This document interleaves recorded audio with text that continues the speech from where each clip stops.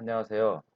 어, 기류의 인문학 강의를 맡은 최창근이라고 합니다.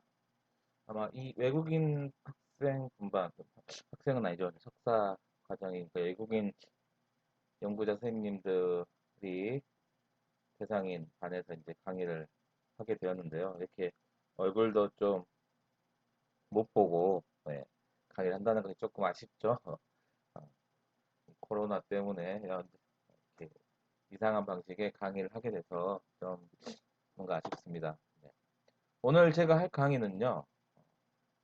홈플인데요. 저희가 이제 이 기류의 인문학이 보통 하나의 도시, 하나의 지역을 대상으로 또 그쪽의 문화, 예술, 특히 소설 이런 것들을 어, 공부하는 그런 프로그램입니다. 네.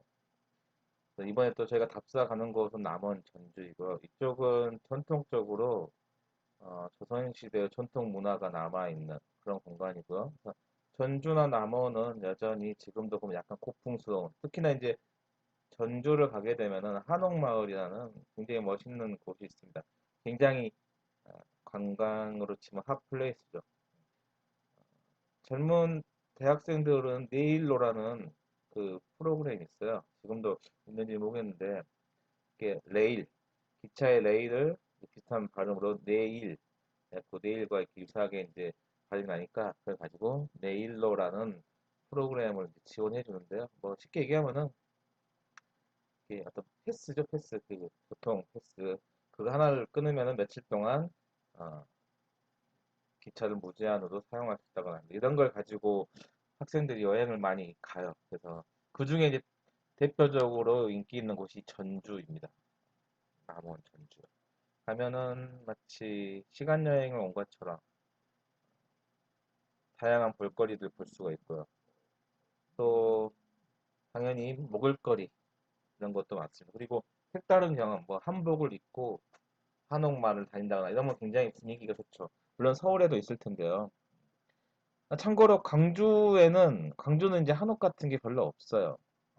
워낙에 못 살던 동네였고, 광주는 좀 이제 그렇죠. 그리고 더 이제 어려운 이유는 조선시대 때 여기가 되게 큰 도시가 아니었습니다. 조선시대 때 큰 도시는 전주나 나주, 이런 곳이죠, 전라도에서. 그래서 한국의 도 이름은 조선시대의 중요한 두 도시의 앞자를 딴 거죠. 전라도는 전주와 나주, 경상도는 뭐 경주와 상주, 이런 식이죠. 충청도는 뭐 충주, 청주, 이렇게요. 강원도는 강릉, 원주인가? 뭐 이렇게 될 겁니다. 네. 광주는 사실은 여러분은 지금 광주에 사시겠지만, 또 전라도에서 가장 대도시잖아요. 전라도, 전라남북도를 통틀어서 근데 이렇게 발전하게 된 거는 100년, 채 100년이 안 돼요. 일제강점기 때 이제 전주나 나주가 아닌 광주를 이 전라도의 중심 도시로 이제 키우려고 했던 거죠. 이야기가 좀 넘어가는데 다른 데로 그래서 이제 그때부터 광주가 중심 도시가 됐고 이제 그때 비약적으로 발전하게 되죠. 아마도 이제 일제가 광주를 중심으로 키웠던 건 여러 가지 이유가 있겠지만 뭐 이런 것도 있겠죠. 양반들이 있었던 전통 도시는 통제가 힘들잖아요. 양반들의 어떤 영향력, 양반들이 그 지역에서 차지하는 어떤 그 위치, 이런 것들 때문에 거기다가 놔두면은 어떤 민족 감정을 건드리거나 충돌이 많겠죠. 그러니까 아마도 이제 좀 새로운 도시를 육성했겠죠. 그게 이제 본인들한테 좀 편하고요. 또 하나 일제시대 때 크게 번성했던 도시들 어디가 있을까? 이걸 알면은 아마도 이 역사에 대해서 좀 해박한 지식이 있다고 할 수 있는데, 그 항구 도시가 대부분 많이 이제 이럴 때 그 육성이 돼요. 왜 항구 도시가 육성이 될까요? 조선에서 수탈한 것을 가지고 가려면은 일본은 섬이잖아요. 바다를 가야죠. 바다로. 그러니까 항구에서 배로 실어서 가야 되는 거죠. 그러니까 이제 항구를 집중적으로 키우고 또 키울 수밖에 없는 거죠. 모든 물건들이 글러 모이니까요. 대표적으로 부산, 전라도에서 목포. 또 위쪽 전북에서는 군산, 뭐 인천, 제물포 이런 곳이 일제강점기 때 거의 5대 도시, 10대 도시 안에 들어가는 대도시였습니다. 안타깝게도 지금은 이제 그때 너무 발전해서 그런지 지금은 약간 좀 쇠락을 하고 있습니다. 옛날의 영광은 이제 없죠. 그래서 일제강점기 때 이런 도시의 모습을 보면 굉장히 번화하고 화려해요. 식당도 많고 카페라고 그때 하는데 찻집이겠죠. 카페도 있고 어, 돈이 많이 있으니까 어떤 자본이 모이니까 사람도 모이고 어쨌든 뭐 일거리가 있을까. 짐을 싣는 일이라도 할 수 있고 지게로 뭘 나르는 것도 할 수 있고 뭐라도 할 수 있겠죠. 그러니까 그때 당시에 일거리를 찾아서 이런 그 항구 도시로 사람들이 몰립니다. 사람이 몰리고 돈이 몰리고 당연히 유흥시설이 등장하고 요릿집, 카페, 술집들이 등장을 하게 되는 거죠. 네. 그래서 이제 이런 도시들의 어떤 당시의 모습은 또 이게 일제강점기요? 조선이요? 이렇게 한 느낄 수 있는데 그것조차도 어떻게 보면은 수탈의 과정에서 일어나는 어떤 현상이지 마치 그런 도시가 마치 뭐 일본이 뭐 엄청 잘 키웠다거나 이런 건 아니죠. 당연히 뭐 기차를 놓는 거, 전기를 놓는 거, 전화를 놓는 거 이런 것도 다 아주 많은 것들을 빨리빨리 효율적으로 수탈하기 위해서 만들어진 거지. 뭐 흔히 말하는 근대화를 시켰다. 더 좋은 어떤 것을 만들어줬다. 교육을 해줬다. 이런 거라고는 보기 힘들죠. 도둑질을 열심히 해가기 위해 만들어진 걸 가지고 네, 또 은혜를 베풀었다고 할 수는 없는 거겠죠. 또 흔히 군산에서는 뭐 쌀, 군산 이쪽이 이제 평야가 엄청 넓어요. 전북 평야, 김제 평야. 목포에서는 뭘 가져갔냐? 이게 이제 일종의 역사 얘기인데요. 목포를 비롯한 광주 이쪽이 면직공업이 발달했습니다. 실, 천, 그다음 목포 일대에서는 뭐 면화를 재배한다거나 그렇게 해서 실을 만들고 천을 만들어서 일본으로 가져가서 옷을 만들어서 다시 어디다 팔까요? 다시 와서 조선에다 파는 거죠. 이 목포나 군산 같은 곳이 당시에 엄청 발달했던 곳이고 그래서 지금도 가면은 일제시대의 건물들이나 일제시대의 절, 일제시대의 신사, 아, 금융, 어떤 은행 이런 것들이 아직도 남아 있습니다. 특히나 군산이나 인천이 정말 많죠. 인천은 뭐 이제 옛날 서울 경성과 가깝기도 했고, 인천은 정말 거의 엄청나게 넓은 지역이 일제강점기 때 유적, 뭐 건물 이런 거 남아 있습니다. 군산도 남아 있고요. 그래서 군산은 또 관리를 굉장히 잘했어요. 그래서 군산 그 근대 역사 박물관인가요? 그 근처에 가시면은 한 블럭이 일본식 건물들이나 일본식 주택 이런 것들이 남아 있습니다. 관광으로 한번 가시기에는 좋아요. 광주에서 군산이 그렇게 멀지 않습니다. 1시간 반 정도요. 그래서 보통 전주나 군산을 한번 갔다 오는 게 뭐 좀 나름대로 좋은 추억 여행이 될 수 있죠. 목포도 나름대로 많이 있는데 목포는 이제 여기에 눈을 뜬 지가 얼마 안 됐어요. 그래서 최근에 이제 조금씩 이거를 개발하려고 관광 자원을 개발하려고 했습니다. 네. 사설이 좀 길었는데요. 네, 오늘은 계속 이 전북, 전주와 남원 이런 쪽과 관련된 전통 문화를 이제 배우는 과정에서 하나의 대표적인 소설, 채명이의 혼풀을 가지고 이야기를 좀 하려고 합니다. 이 한 편의 소설에 우리 전통 문화와 근대화 과정 이런 것들이 다 들어가 있습니다. 근데 읽기를 추천하기는 좀 망설여지는데요. 왜냐하면 좀 재미가 없어요. 네. 어렵고요. 네. 아, 이거 재미가 없어. 어려워. 그래도 한번 내가 읽어봐야지. 라고 생각하고 읽어보시면은 이제 이 재미를 찾을 수 있는데, 무턱대고 재미만 찾으면서 읽기에는 좀 부적절한 책. 굉장히 어렵고, 재미없고, 좀 지루하고, 이런 거죠. 근데 지루하다는 게 뭐냐면은, 가장 대표적으로 재밌는 소설, 태백산맥, 뭐, 장길산, 임꺽정, 토지 이런 것들은 이야기가 빨리 진행이 됩니다. 이렇게 스피디하게. 중간 인물들의 갈등 이런 것들도 아주 첨예하고 서로가 죽고 죽이는 어떤 그런 갈등, 복수 이런 것들이 숨막히게 긴장감, 박진감 있게 진행이 되죠. 또 우리가 영화를 보든 뭐 소설을 읽든 드라마를 보든 이런 것들이 좀 스피디하게 그리고 너무 주인공과 악역이 좀 분명하게 갈등도 좀 세게 충돌도 좀 더 크게 이렇게 해야지 소설이 재밌죠. 이야기나 이런 장르가요. 반면 최명희의 혼불은 굉장히 느려요. 그리고 중간중간 옆길로 새는데 옆길로 새는 게 얼마씩 새냐? 책으로 치면 50페이지, 100페이지씩 옆으로 새요. 옆으로 새서 그 얘기 재밌냐? 굉장히 학술적인 막 우리 민속 얘기 하는 거야. 이게 혼불이 민속의 보고라고 하는데 그런 얘기를 그냥 한도 끝도 없이 어, 해놉니다. 사건이 재밌냐? 사건도 그냥 좀 밋밋하니 그리고 약간 작가가 하고 싶은 말을 좀 많이 하는 듯한 느낌. 그러니까 이제 좀 문제가 인기를 끌기에는 문제가 좀 있죠. 게다가 이제 후반부로 갈수록 이 사람이 정말 하고자 했던 얘기, 전라도의 한에 대해서 어느 정도 아주 좀 이야기를 하는데요.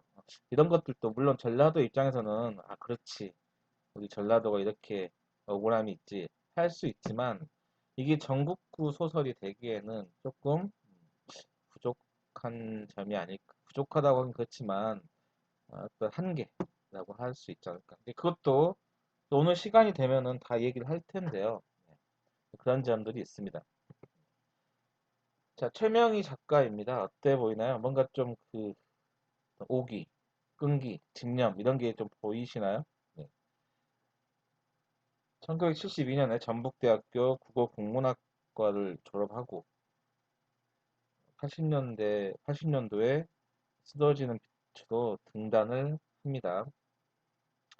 그리고 나서 81년에 장편소설 공모전에 혼불 일부가 당선되면서 그 이후에 이제 혼불을 혼불에만 집중을 하죠. 95년까지 거의 한 뭐 10년 이상 쓴 거죠. 그래서 96년에 1부부터 5부 총 10권이 완간이 됩니다. 그리고 나서 이제 이게 이 책이 가지고 있는 문제가 뭐냐면 미완성 작품이에요. 미완성도 어디까지 미완성이냐? 제 생각에 제가 읽었을 때 느낌은 이 1부부터 5부 10권은 정말 제가 보기에는 서론이에요, 서론. 우리가 글 쓸 때 서론 본론 글로 쓰잖아요. 근데 서론이면 나머지는 몇 권이겠어요. 제 느낌은 그랬습니다. 이 책은 정말 시작도 안 한 책일 수 있고 물론 10권이란 책은 어마어마한 양이지만 아마도 10권을 정말 정독해서 정말 재미가 있어서 나름대로 뭔가 좀 감동하면서 보는 사람들은 그 책을 정말 온전히 이해한 사람은 아, 이 책은 시작도 안 했구나. 이제 시작이구나. 라고 하는 걸 느낄 수도 있을 것 같습니다. 왜냐면은 이게 제가 아까 전라도의 한이라고 이야기했죠. 전라도의 한은 어디까지 나와야 되죠? 네, 5.18 민주화 운동까지 와야 됩니다. 근데 이 소설은 일제강점기 중간 무렵에 끝나요. 아무래도 전라도의 한을 이야기한다면은 해방되고 나서 또 6.25 전쟁도 나고 빨치산 이런 문제 속에서 서로가 죽고 죽인 어떤 비극 7, 80년대의 어떤 김대중 대통령 이후의 어떤 지역 감정 또 뭐 당연히 5.18 이런 모든 것들이 다 들어가야 돼요. 들어갈 거라고 느낌이 드는데 끝납니다. 왜 끝나냐? 이분이 암에 걸려서 몇 번 암에 걸립니다. 그래서 수술하고 수술 중에 쓰고 피 흘리면서 정말 자신의 피와 땀으로 쓴 작품이거든요. 그래서 그렇게 썼지만 본인이 이제 병에 걸리고 암 때문에 투병하고 또 그것 때문에 이제 어, 돌아가시고 하다 보니까 이제 식권에서 마감을 하게 됩니다. 제가 아까 재미가 없다고 했는데요. 재미가 없다고 생각하고 읽다 보면 재미가 조금씩 있는데요. 읽다 보면 아, 이 사람은 정말 대단한 사람, 지독한 사람이구나. 정말 잉크로 쓴 게 아니라 피도 썼구나 라는 것을 느낄 수 있는 부분들이 정말 많이 등장을 합니다. 그래서 제가 아까 인물을 보면서 혹시 고집, 끈기, 집념 열정 이런 것들이 느껴지냐고 여쭤봤던 것도 그런 취지였습니다. 혼불의 이야기는 간단합니다. 1930년대 초 전라북도 남원이 배경이고요. 어, 종가라 하죠. 그 양반집의 첫째 아들의 집을 흔히 종가라고 합니다. 종손이라고 하죠. 종가. 종가의 어떤 뭐 자손을 종손 이렇게 하죠. 종갓집, 그 남자겠죠. 한국 사회에서 남자가 중심이 돼가지고 가문을 이어갔잖아요. 이게 이제 한국만의 어떤 유교 사회만의 어떤 특징이죠. 가부장 사회. 부계의 핏줄 중심으로 가문이 이어지는. 어떤 나라는, 어떤 민족은, 어떤 부족은 뭐 목의 중심으로 뭐 그런 데가 있죠. 일처 다부 이렇게 하는데 한국은 조선 시대부터 가부장 사회입니다. 뭐 일부 다처일 수 있고요. 종가가 있고 종가에 그 들어온 여자들은 이제 아내로 며느리로 들어온 사람들이 종부라고 하죠. 종가의 여자 주부. 이 종가의 종부 3대 당연히 할머니가 있을 거고 며느리가 있을 거고 또 손자의 아내, 손자 며느리가 있겠죠. 이 세 여성의 삶을 그리고 있습니다. 어떻게 보면 종가에서의 종손, 그 종갓집 남자들이 중심인 게 아니라 종갓집의 여성의 삶이 중심이 된 거죠. 이제 이게 최근의 어떤 분위기이기도 하고요. 종가를 책임진 여성들의 역할이 적지 않습니다. 이 사람들이 수많은 희생과 노력을 한 결과가 어떤 종가라는 어떤 그 문화의 유지예요. 여성으로서 얼마나 많은 그것을 참고 견뎠겠어요. 지금 같은 시대면은 여성의 권리가 조금 신장이 되고 있는데 그때 당시 여성은 무조건 참아야 되죠. 시부모도 모시고 남편 옆에서 또 어, 남편을 챙기고 자식들 또 다 뒷바라지하고 손자들까지 키우고 평생을 가족을 위해서 남자들 위해서 사는 게 과거 조선시대 여성들의 삶이었죠. 이게 좋다는 게 아니라 그때는 그랬다라는 이야기입니다. 특히나 이제 이 혼불이 나름대로의 어떤 가치가 있었던 건 정말 방대한 고증, 이제 옛날 일들을 조사해가지고 이야기하는 거죠. 그 엄청난 고증, 특히나 민속 부분의 고증이 굉장히 뛰어납니다.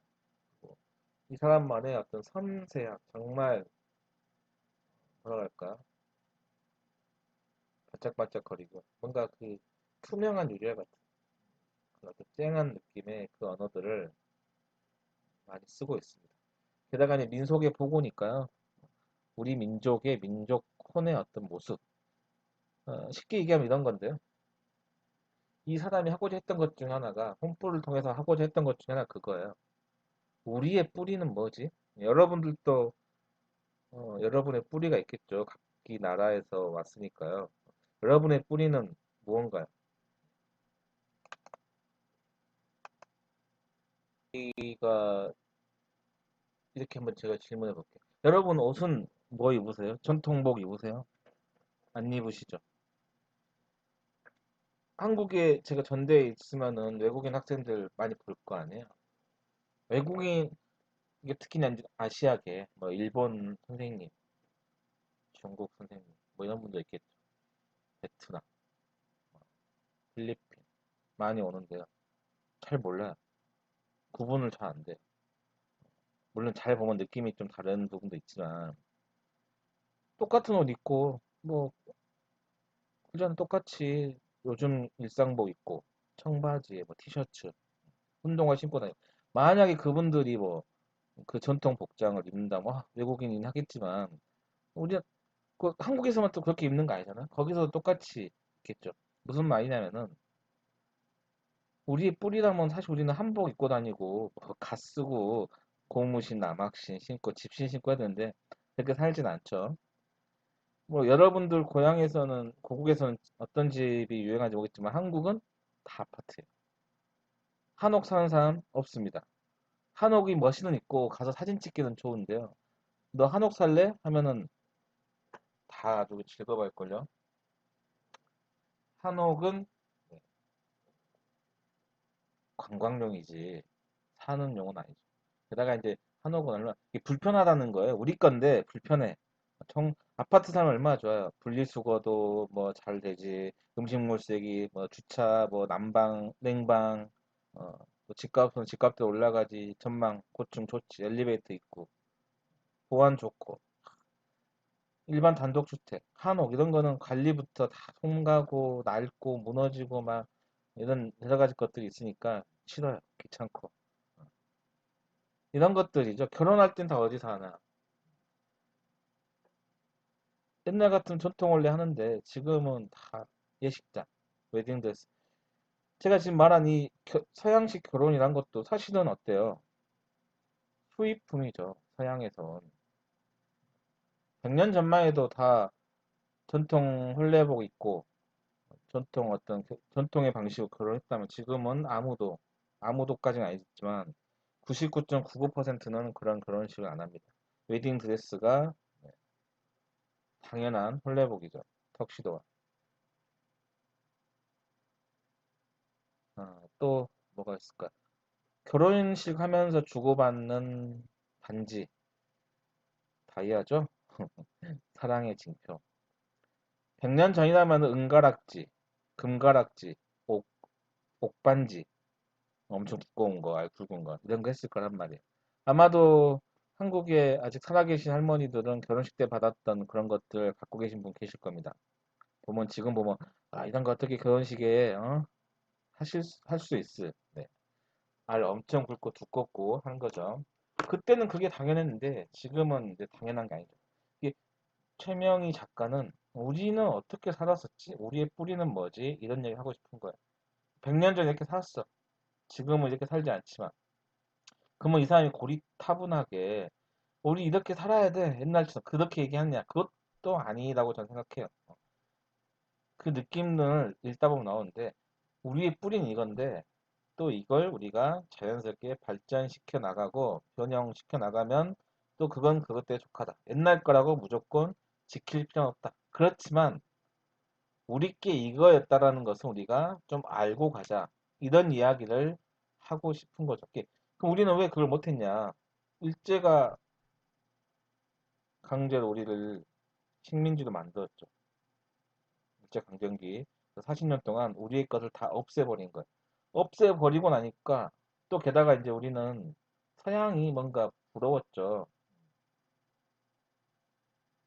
그 서양이 아시아를 식민지화하면서 어떤 그 부러움과 선망의 대상이자 질투의 대상이 되면서 서양 것이 좋은 거 하면서 일본이 모든 걸 다 백지 상태로 만들어버린 상태에서 서양 것을 그냥 무분별하게 또 수입해오는 그런 상태가 된 거죠. 그러다 보니까 이제 최명희 같은 작가가 원래 우리 게 이거고 가만 보면 이게 더 우리한테 더 자연스러운 거야. 여기서 우리가 다시 이걸 조금씩 발전시키고 우리 시대에 맞게 변화시켜 나갈 수도 있었을 거야. 그렇지 못했다는 것에 대한 일종의 어떤 그 실망, 또 회한, 아쉬움 이런 것들이 좀 있을 수가 있는 거죠. 아까 제가 다이아 얘기를 했는데요. 여러분 그 결혼의 상징이 다이아인데요. 사랑의 징표죠. 서양에서도 그러면 처음부터 다이아 반지가 결혼, 사랑의 징표였을까요? 사실 그것도 아니에요. 여러분 서양의 유명한 어떤 그 옛날 한 2, 300년 전에 왕관 뭐 이런 것도 있죠. 중요한 어떤 뭐 목걸이, 팔찌 거기 혹시 다이아 있는 거 보셨어요? 다이아가 간혹 있기도 한데 그때도 그 다이아는 어떤 다이아냐면 어떤 다이아일까요? 네, 색이 들어간 다이아입니다. 이게 옛날 서양에서는 보석이 대부분 색이 있어야지 좋은 보석이었어요. 대표적으로 뭐예요?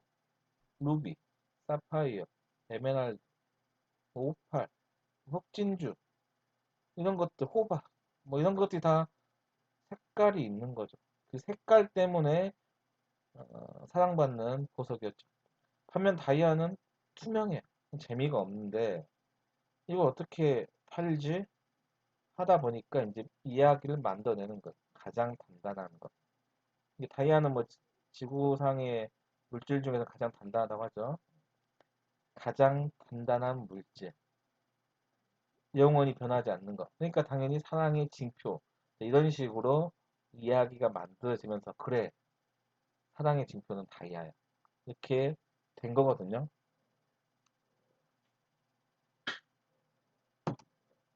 그러니까 사실은 가만 보면은 이런 것들도 어, 처음부터 그냥 그렇게 됐던 거는 별로 없어요. 어느 순간 한번 인식이 바뀌는데 그 바뀐 인식이 쭉 이어지면은 이게 처음부터 그랬던 것으로 이제 우리가 받아들이는 거죠.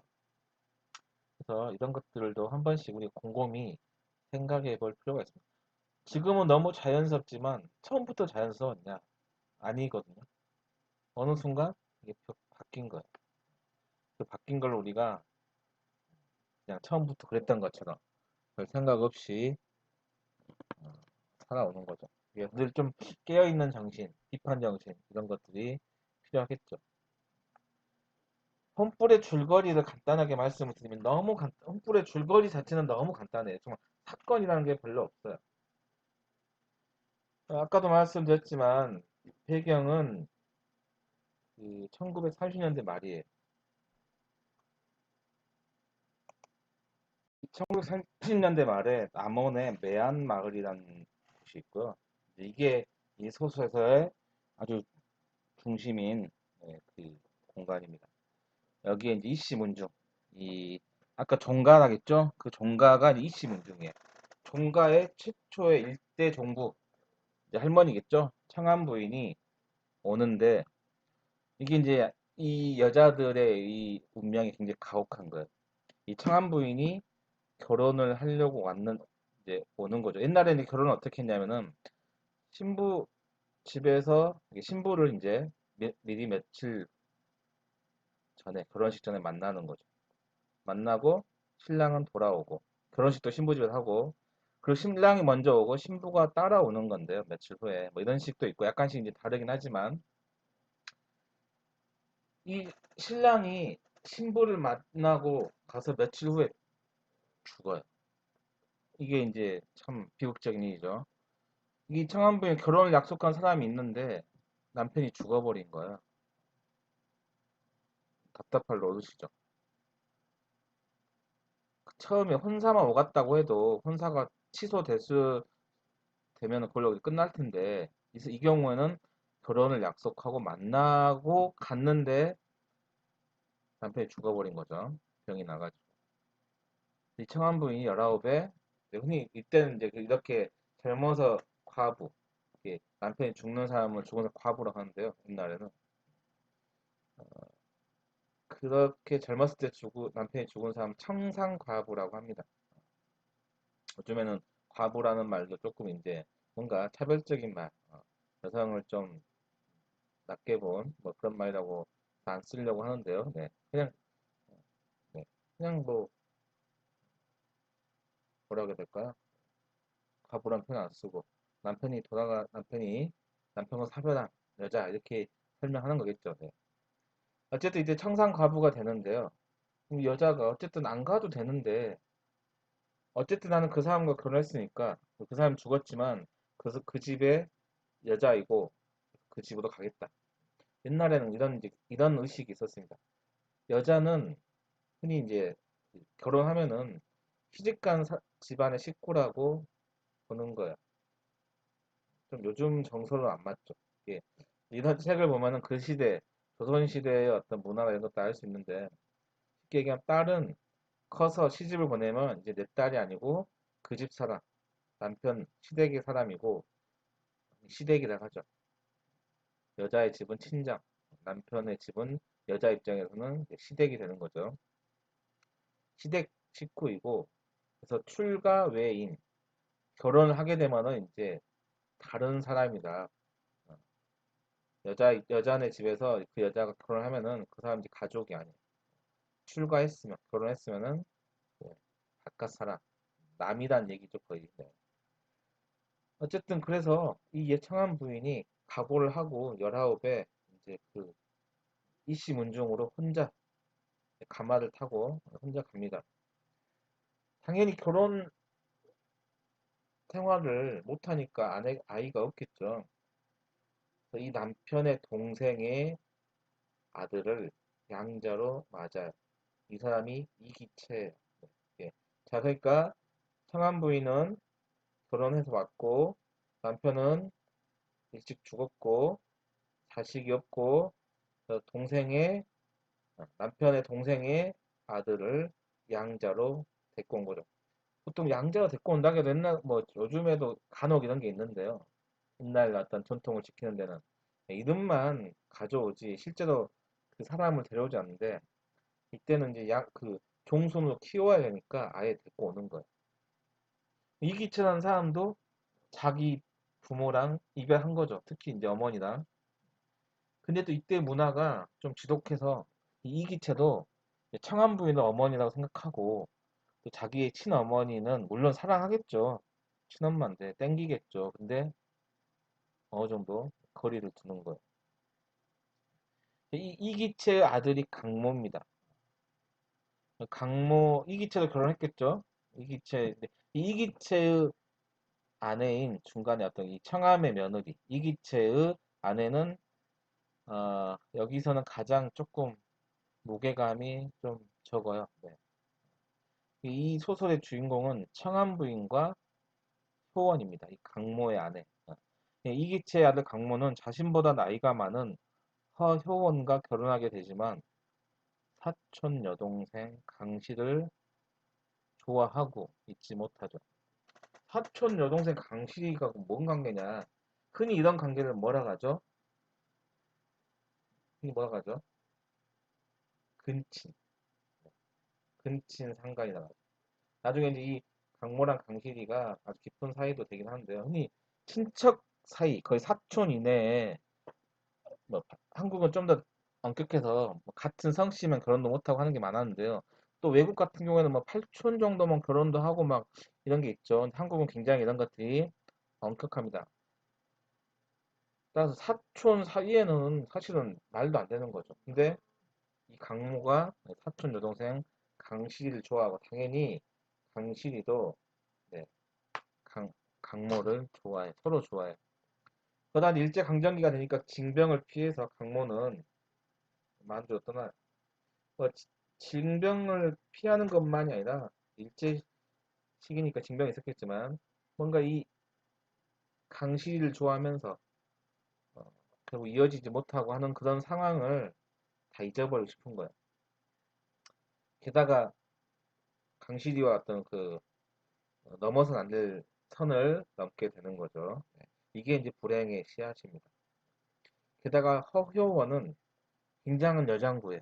덩치도 크고 이게 이제 비교되는 게 창안 부인과 효원이 좀 비슷하거든요. 덩치도 아주 대장부처럼 뭐 어깨도 딱 부어지는 이게 우리가 흔히 말하는 여성들의 어떤 그 여성스러움이 아니라 좀 다부진 남자들보다 더 결단력 있고 카리스마 있는 그런데 창안 부인은 그 가문을 이렇게 세웠고 강실이는 그 망해가는 가문을 마지막까지 지키는 아니 효원이 네, 그런 사람이었죠.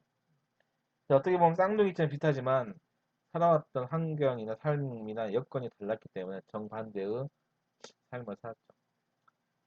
어쨌든 강모는 징병을 피해서 만주로 가고 또 이제 청안 부인도 연세가 고령이 되니까 죽음을 맞습니다.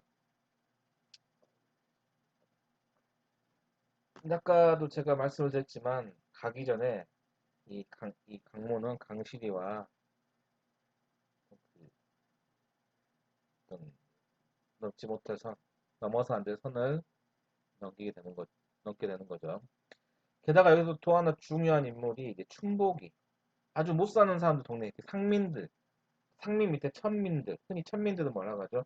불가촉 천민 서로 같이 마주해도 안 되고 말을 섞어도 안 되고 만지는 것도 안 되는 이게 이제 말이 안 되는 거죠. 같은 사람인데 이게 이 시대는 계급 사회죠. 신분제 양 왕이 있고 양반이 있고, 상민이 있고, 그 밑에 천민이 있고, 뭐 노비가 있고, 여자는 남자보다도 못하고.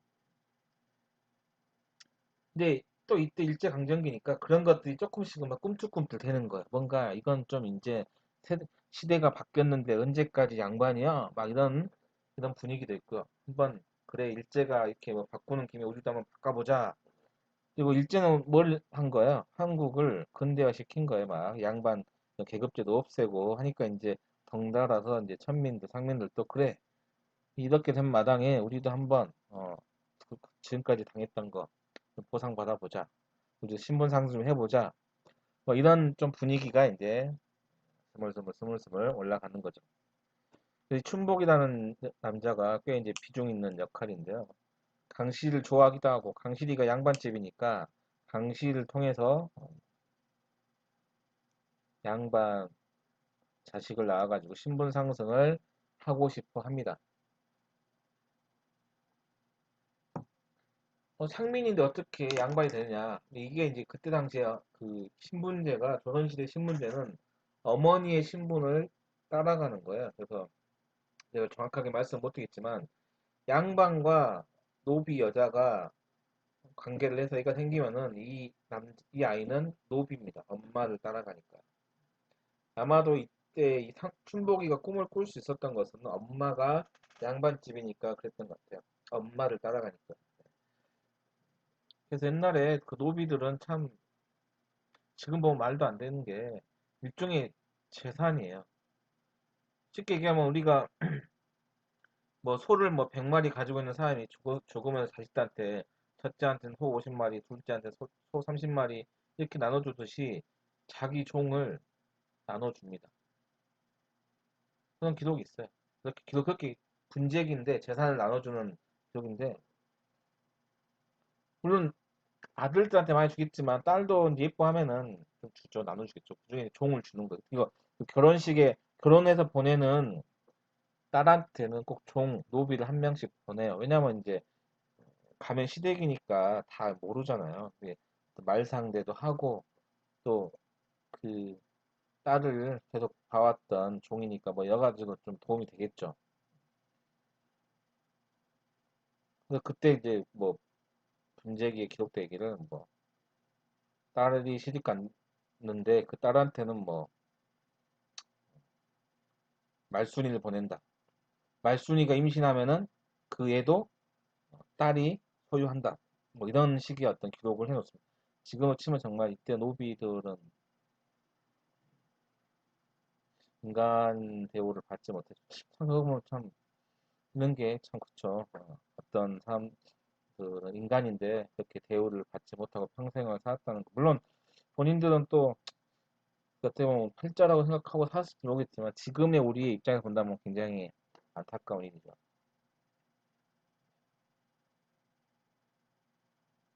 그, 그래서 이제 춘복이가 또 강실을 범하고 그러다가 이제 강실이가 춘복이의 아이를 결국은 가지게 됩니다. 문제가 어마어마하게 커진 거죠. 또 하필이면은 강실이와 강모가 관계를 맺는 걸 또 누가 본 사람이 있고 그걸 가지고 협박하고 그랬는데 또 춘복이라는 거의 상민의 애를 가지게 되고 정말 그 옛날 양반 가문에서는 정말 생각도 할 수 없는 이런 일들이 벌어지게 되는 거죠. 강실이는 결국은 자살을 생각해요. 어쩔 수 없겠죠. 실패하고 어떻게든 목숨을 부지합니다. 강모는 만주로 도망가서 소식이 없고 이때 이제 효원이가 강모의 아이, 제 아비 없는 아이들 낳았다는데 이때 아비는 이제 강모인데 강모가 부재하는. 강모가 만주 가기 전에 효원이 보고는 하루 굉장히 화가 나가지고 거칠게 하면서 또 이제 이런 경우는 원하지 않는 관계니까 요즘에는 또 이것도 어떻게 보면은 범죄로 취급받을 수 있죠. 범죄를 할 수 있죠. 아내 부부 사이지만 어쨌든 이때 아이를 한 명 낳습니다. 이 아이가 나왔기 때문에 아마도 이 아이가 성인이 돼서 아마 성인이 되면은 이게 30년대 말이니까 지금 한 대충 한 40년이라 쳐도 2020년, 2000년도면 60살, 지금 80, 이게 지금까지 살아있을 수 있는 나이인 거죠. 이게 당연히 이 아이가 주인공이 된 부분이 등장을 해야 되고, 그래서 제가 아까 이제 이 소설은 분명히 해방 이후 6.25, 빨치산 같은 거, 반공 이데올로기였던 그 시대, 그다음에 70년대 어떤 5.16 혁명, 4.19, 또 뭐 광주의 5.18, 뭐 어떤 이런 어떤 이야기들이 다 들어갈 거라고 기대할 수 있는 거죠. 이 아이 때문에. 근데 이제 그렇게 되지 못했던 거. 그래서 이제 저 같은 경우는 읽다 보면 10권까지 읽다 읽으니까 마치 이제야 이 이야기의 거대한 이야기 서론을 읽은 것 같아. 드디어 분위기가 다 짜여졌구나. 이 아이가 빨리 커서 이제 뭔가를 하겠구나. 대충 크면은 이제 해방되고, 6.25 이런 무렵에 청년이 되겠구나. 이렇게 생각을 하게 되는 거죠. 좀 더 크면은 이제 50년 전쟁, 4, 50대 뭐 아니면 그 손자까지 그 자식까지 나오면은 뭐 그럴 수 있고 이렇게까지 나오지 않았을까라는 이제 혼자만의 상상을 해봤습니다. 자, 그렇게 해서 청한 부인이 별세하고 이 쓰러진 가문 남자들도 다 죽고 어딘가로 가고 뭔가 욕심 많은 남자들 안에서 이 집안을 지키는 그리고 자기의 아들, 자식을 지키면서 어, 뭔가 중심을 잡는 역할은 이 효원입니다. 허효원. 그래서 효원이라는 여자의 일생이라고 할 수 있겠죠. 참고로 이분은 그 최명희 작가의 친척이에요. 친척을 모델로 했다고 합니다. 안타깝게도 이분이 돌아가셨는데요. 그 종갓집에 불이 나가지고 목조 건물이잖아요. 종가는 옛날 그 집들은요. 목조 건물이고 이분이 연세가 많으셔서 거동이 불편하고 그러다 보니까 네, 그 화마를 피하지 못하고 돌아가셨다고 합니다. 이제 남원에 그 집이 좀 남아 있죠. 자, 이제 본격적으로 들어가도록 하겠습니다. 촛불의 어떤 특징은요. 제가 아까도 말씀을 드렸지만 이 사람이 하고자 하는 얘기는 제 느낌엔 그거였어요. 우리의 뿌리가 무엇인가? 지금 우리가 지금 아파트 살고 자동차 타고 다니고 양복 입고 그런 식은 직장에서 하고 다이아 반지 받고 운동화 구두 신고 하는 이 모든 거 스파게티 먹고 뭐 스테이크 썰고 하는 이 모든 지금의 삶은 원래 우리 건 아니다. 우리의 뿌리는 이거야 라는 것을 얘기하고 싶었던 거죠. 그럼 그것만 고수하느냐? 또 아니에요. 거기서 자연스럽게 변화의 바람이 있고 아까 그 춘복이 이런 얘기 했죠. 또 수많은 민중들, 천민들의 그 목소리가 있습니다. 그런 자연스러운 움직임 속에서 우리가 우리 나름대로 능력에 의해서 저력에 의해서 그리고 어떤 그 합의에 의해서 또 희생에 의해서 자연스럽게 발전해 나갔을 것이고 그게 지금 우리가 누리고 있는 어떤 또 나름대로 근대화된 모습과 비교했을 때 결코 나쁘지 않았을 것이다. 이런 이야기를 하고 싶다고 저는 하고 싶어 했을 거라고 저는 생각을 합니다. 그래서 전통적인 것도 얘기하지만 그것을 꼭 지키려고 하는 건 아니에요. 이 사람은 굉장히 균형적인 게 있습니다. 그래서 양반의 목소리, 분명히 주인공이 뭐 청안부인이고 효원이고 또 양반집 가족들이니까요. 양반이 주인공인데요. 양반의 가치들 얘기합니다. 근데 뭐 그렇다고 해서 민중들은 마치 어, 무가치한 것처럼 마치 보이지 않는 것처럼 존재하지 않는 사람처럼 중요하지 않는 사람 처리하지 않아요. 민중의 목소리도 똑같이 표현합니다. 그래서 재밌는 게 양반들의 말은 약간 표준어스럽게 표현을 하고요. 당연히 민중은 뭐라고 표현할까요? 뭘로 표현할까요? 네, 전라도 사투리로 민중의 목소리를 표현합니다. 이렇게 근엄하고 점잖고 문어체적인 표현을 쓰는 것은 양반이고, 오네 막 힘들겠는 그 어쩌스게 이렇게 하면은 네, 민중입니다. 네, 이게 굉장히 재밌는 부분이고, 이게 서로가 자기 소리를 하는데요. 이걸 거의 나름대로 균형 있게 누구가 누군가를 물론 이제 양반은 뭐 상민을 약간 하대하겠죠. 함부로. 당연히 상민도 양반한테 가지고 있는 불만들을, 물론 모든 상민들이 양반을 비난하는 거 아니죠. 어떤 사람들은 뭐 양반한테 충성하기도 하고 양반을 존경하기도 하지만, 분명히 또 어떤 사람들은 이건 잘못됐어. 계급제는 문제가 있어. 시대가 변했어 하면서 뭔가 자기 어떤 욕망 이런 것들 표현하겠죠. 당연히 양반들도 좋게 안 보일 테니까 욕도 할 거고, 그런 것들을 또 한쪽에서 그대로 보여줍니다. 최명희 작가는 분명히 자기의 친척인 그 양반 종부를 주인공 했지만, 그럼에도 불구하고 이 상민들의 목소리를 굉장히 균형 있게 제시하는 거죠. 그래서 보면은 굉장히 어, 공평하게 선을 잘 지키면서 한쪽 편을 들지 않고 잘 표현해냅니다. 네. 그 전통과 변화를 어떤 주체의 시선으로 잘 담아내고 있는 거죠. 이런 것들이 이제 일종의 긴장과 갈등이기도 합니다. 네. 뭐 아까 제가 옷 얘기도 하고 사투리 얘기를 했는데, 여러분 나라에서는 사투리가 있나요? 뭐 사투리가 없는 나라도 있다고 하더라고요. 어떤 데는 이게 뭐 언어가 갖고는 샤일지 모르겠지만, 한국은 사투리가 굉장히 있죠. 전라도 사투리나 경상도 사투리도 있고, 제주도 사투리는 정말 제주도 사람 아니면은 못 알아들 정도로 어렵기도 합니다. 거의 제주도 사투리는 거의 외국어예요. 물론 이제 지금은 좀 덜하겠죠. 어, 옛날 분들, 나이 많은 어르신들이 쓰는 것은 이제 정말 어려울 거고, 요즘 사람들이 요즘 다 텔레비전이 보급되고 하니까 서울 말을 너무 많이 들으니까 이제 그런 어떤 그 사투리는 많이 없어졌겠죠. 자, 자 그럼 이제부터는 제가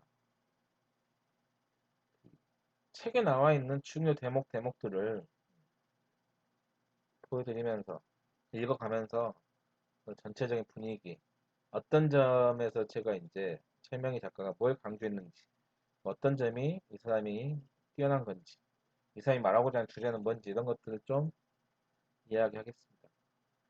일단은 아까도 말씀드렸지만 양반의 입장에서 쓰는 부분이 있고 상민의 입장에서 쓰는 부분이 있습니다. 어, 양반의 입장에 쓰는 건 이런 거예요. 창안 부인의 그 종갓집에서 나오는 장면인데, 아랫사람이 걸레를 함부로 쓰는 거예요. 쉽게 얘기하면 방에서 방 닦는 걸레, 부엌에서 그릇 닦거나 뭐 뭐라 할까요? 그 부뚜막, 그 가마솥 놓는데, 아니면 뭐 찬장 이런 거 쓰는 거 따로 있고, 마당이나 헛간에서 쓰는 게 따로 있는데 너 지금 왜 방걸레로 부엌을 훔치니? 이렇게 야단합니다. 이렇게 구분하라는 얘기예요. 시키는 사람이 쉽죠. 네. 시키니까 자기 안 하니까. 근데 양반이니까 구분 딱딱 하는 거. 방에서 쓰는 거, 부엌에서 쓰는 거, 헛간에서 쓰는 거. 다 용도가 있고 쓰임이 있다. 이게 사실은 어떻게 보면은 멋있을 수 있어요. 그래, 딱딱 구분해야지. 그렇게 쓰는 게 좋을 수 있잖아. 헛간에 쓰는 거는 더러운 거 만질 텐데, 부엌에 쓰는 것도 더러울 건데, 방에서 그냥 방 닦는 걸 가지고 방 닦으면 안 되지. 이렇게 할 수 있어요. 근데 어, 그 안에 들어가 있는 전제가 사실은 굉장히 무서운 거예요. 어쨌든 그래서 안서방네는 그 청안부인의 말을 듣고는 이제는 약간 야단 맞으니까 정신이 번쩍 든 거죠. 청안부인은 자기랑 별 차이가 없는 나이인데 딱 하는 것이, 뭐든 쓸 때는 구분 있게 써야지. 이렇게 막 섞어서 경우 없이 쓰지 마. 이렇게 하는 거죠. 그래서 거기에 대해서 이제 안서방네는 역시 양반은 양반이다. 상전은 상전이다. 이렇게 얘기를 하는 거예요. 이런 안서방네 같은 경우에는 이 청안부인의 어떤 종이기도 하겠고, 종도 여러 가지로 이제 나눠지는 뭐 그런 것도 있긴 한데요. 또 자기가 자기 주인이고 하니까 이제 좀 존경하는 마음, 또 뭔가 엄하게 생각하는 게 있겠죠. 다시 말씀드리지만 시키는 사람이야 구분해서 써야지 이렇게 한마디 하면 되지만, 실제 한 사람들은 당장 손에 들고 있는 걸로 닦고 싶지, 또 그거 가지러 막 그리 가고 싶겠어요. 일해본 사람과 시키는 사람 이렇게 차이가 나는 거죠. 자, 반면, 자, 제가 아까 뭐라 했죠? 상민, 천민의 말은 뭐라 어떻게 표현한다 했죠? 사투리로 표현한다 했죠. 자, 상민의 목소리입니다. 씨, 이때 이제 씨는 핏줄, 혈연 뭐 이런 거예요. 네.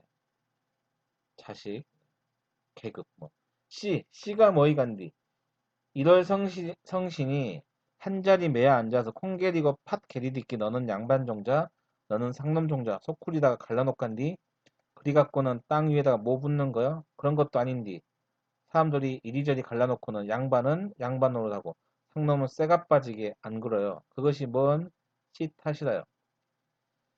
자, 아까도 말씀드렸지만 균형 감각이 최명희 작가의 큰 장점을 했죠. 아까 여기 위에서 말했지만 양반의 입장에서는 다 구분해서 써. 방에서 쓰는 거, 부엌에서 쓰는 거, 헛간 쓰는 게 다 다른데 너 뭐 이렇게 섞었어? 똑바로 안 해? 이 사람 입장이 뭐예요? 뭐 본디 처음부터 정해진 거 있어? 누구는 양반이고 누구는 상놈이야?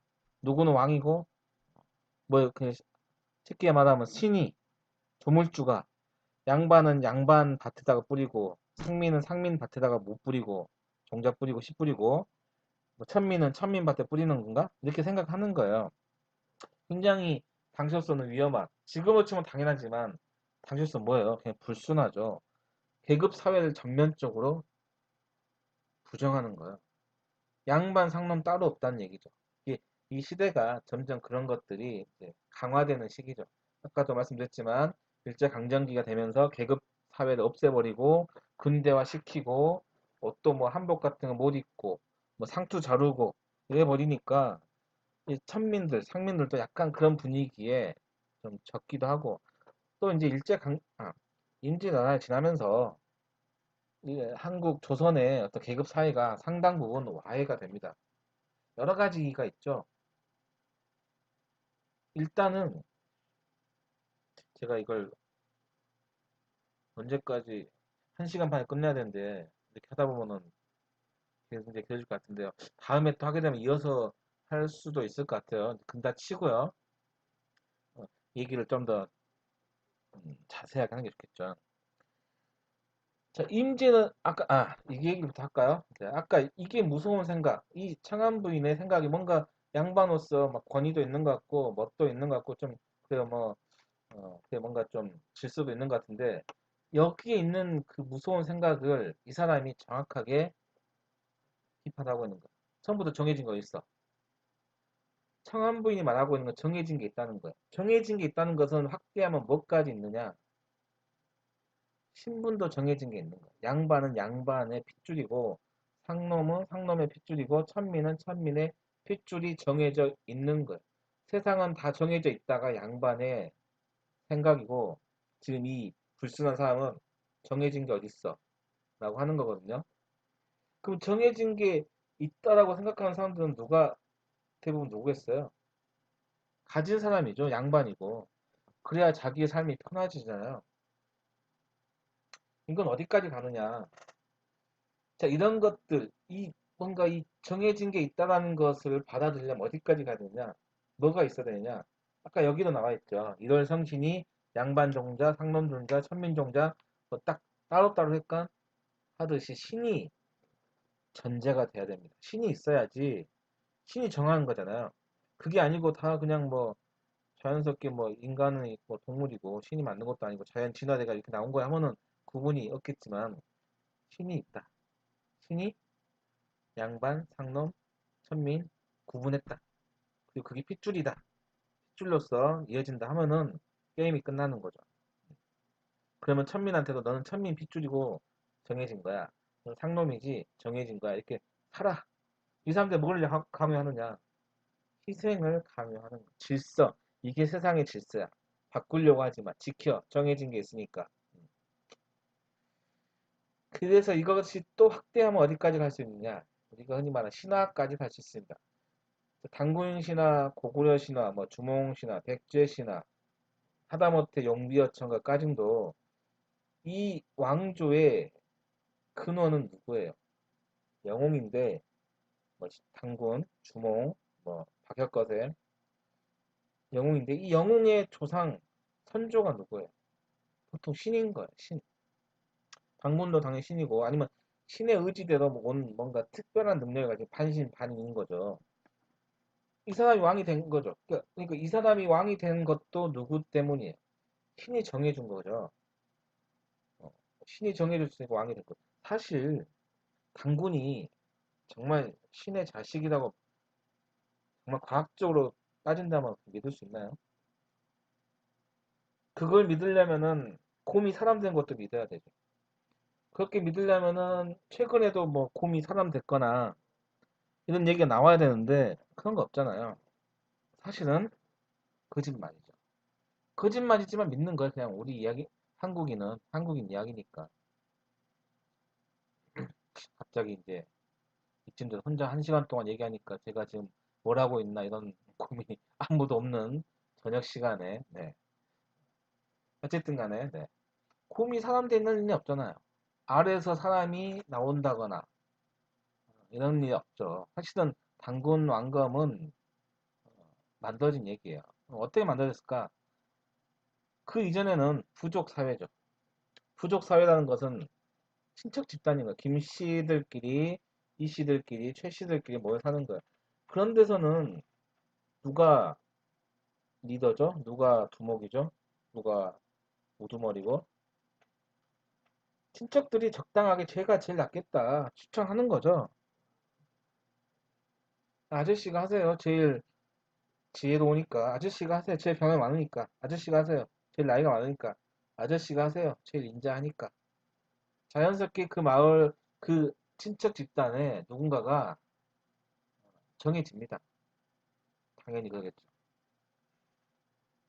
근데 이제 이때 그 단군 시대는 이제 부족들이 커지면서 전쟁이라는 걸 하게 된 시기에 가능해진 시기죠. 전쟁이. 그래서 큰 부족이 다른 작은 부족들을 정복하는 것. 이때 이제 좀 전쟁다워지는 게 청동기, 철기 이런 것도 나오면서 칼다운 칼, 창다운 창이 나오기 시작한 거죠. 그 이전에 돌도끼 가지고 싸우고 그냥 돌 던지고 뭐 엉덩이다 싸웠겠지만 드디어 뭔가 무기 같은 무기가 나오니까 전쟁이 가능해진 거죠. 단군 이 고조선은 친척 집단에서 그래도 국가 비슷한 단계로 넘어가는 초기 국가 시기의 시기이고요. 단군은 그 작은 부족들을 다 정복한 가장 강력한 부족의 왕인데, 자, 이제부터 내가 왕을 해야 되는데, 정복한 부족들도 이제 복종을 시켜야 되는데, 복종이 되겠어요? 안 되죠. 왜 안 될까? 내가 전쟁을 해서 뭐 정복한 애들인데 마음이 좋을 수가 없죠. 게다가 지금 내가 누굴 죽인 거예요? 살아있는 애들, 지금 살아있는 애들의 부모, 형제, 친구, 애인, 자식 다 죽여놓고 지금 몇 명 남은 애들 내가 정복 데려와가지고 내 백성이라고 지금 통치를 한다는데 쉽게 통치될 일이 없죠. 이 정복된 피정복민들도 당연히 내 부모의 원수, 친구의 원수, 형제의 원수, 내 애인의 원수, 내 자식의 원수인데 언제든 복수할 마음이 있겠죠. 앞에서 웃고 있고 뭐 설설 기겠지만 뒤에서는 언제 칼을 꽂을지 모르는 거죠. 서로 불편하겠죠. 당군도 불편하고. 그러니까 이제 이야기를 만드는 거예요. 내가 니네들의 왕이 될 수밖에 없는 이유 12가지. 그 중에 하나 우리 아버지가 하나님 아들,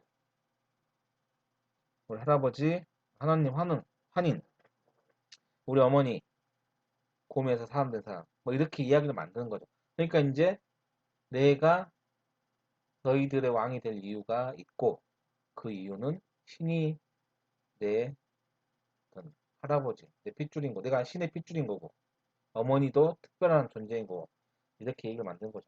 이게 처음에는 좀 안 받아들여지겠지만 계속 주입 세뇌시키면은 한번 믿게 되면 그 다음부터는 계속 믿게 되는 거죠. 아직까지도 우리는 단군의 후예라고 믿고 있는데 단군이가 1900살 살았는데 대단하죠. 네. 사실은 객관적으로 보자면 거짓말인데 그냥 이제 그걸 우리는 그러려니 하고 넘어가는 거죠. 자, 그래서 신분제 사회는 신이라는 존재가 있어야지 또 가능해집니다. 제가 조선시대 임진왜란 얘기하다가 여기까지 왔죠. 네, 그래서 사실 이 신화라는 것도 그렇고요. 뭔가 계급제 사회, 신분제 사회를 유지시키는데 큰 역할을 합니다. 그러다 보니까 이제 당연히 상놈도 천민도 그렇게 태어난 것은 신의 결정인 거야. 그러니까 천민이 양반되려고 해서는 안 되고 상놈이 과거 시험 봐서 뭐 하려고 해서 안 되고 여자가 남자를 무시해서도 안 되고 뭐 이런 것들이 다 이렇게 만들어지는 거예요. 그랬는데 임진왜란이 되고 나서 그러면 양반들이 뭔가 잘해야 되는데 그 이전까지는 자기네들도 열심히 뭐 나라도 지키고 통치도 잘하고 백성들도 잘 챙기고 말은 그렇게 하는데 했겠죠. 근데 너희들도 열심히 니네들 하는 거 잘해야 돼. 이러면서 통치했는데 임진왜란 일어나고 보니까 양반이 할 줄 아는 게 아무것도 없는 거예요. 전쟁 나면 다 지고 임금이 먼저 도망가고 백성들은 나 몰라 팽개치고. 그런데 저기 밑에서 이순신이라는 사람은 연전연승 절대 안 지고 이런 거죠. 네, 그래서 이제 신분제에 대한 양반 사회에 대한 불신이 이 임진왜란을 계기로 일어나게 됩니다. 그래서 조선시대 중요한 어떤 그 조선의 정기와 후기를 나누는 게 이 임진왜란인 거예요. 어쩔 수 없이 이걸 계기로 조선이라는 나라를 지탱해온 모든 어떤 가치관들이 많이 조금씩 균열이 나게 됩니다.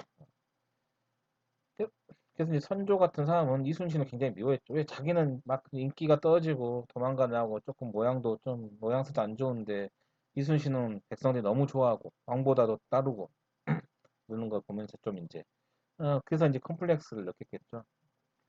자, 그래서 이제 임진왜란부터 조금씩 신분제는 와해되는데 균열이 나는데 또 하나 여기 결정적인 또 작용 부자들이 등장합니다. 지금도 우리 어, 돈 많은 사람이 왕이잖아요.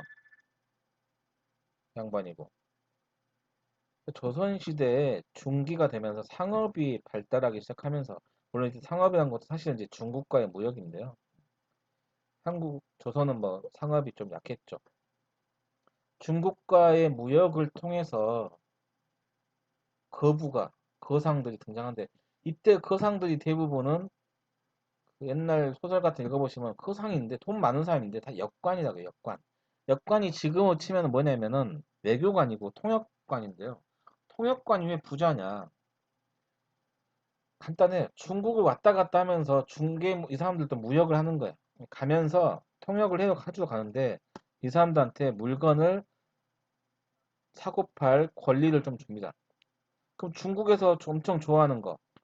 당연히 조선한테 좋아하는 것은 이제 인삼이죠. 이건 뭐 그런 소설도 많이 읽었겠지만 인삼을 가져갑니다.